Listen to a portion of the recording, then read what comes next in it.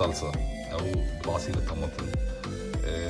حاجة سهلة جدا، ولكن في بعض الناس ما بيعرفوش يعملوها أو ما جربوش إن هم يعملوها، لكن هي وجبة مهمة جدا.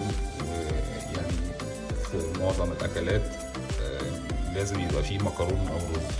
فأنا هوريكم دلوقتي الطريقة ازاي نعمل مكرونة بالطماطم، ونتعرف بس الأول على المكونات بتاعتها.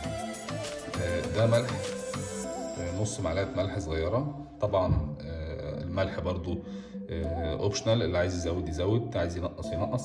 دي رشة فلفل اسود مطحون، دي تقريبا تلت كيلو طماطم، تلت كيلو طماطم اهو.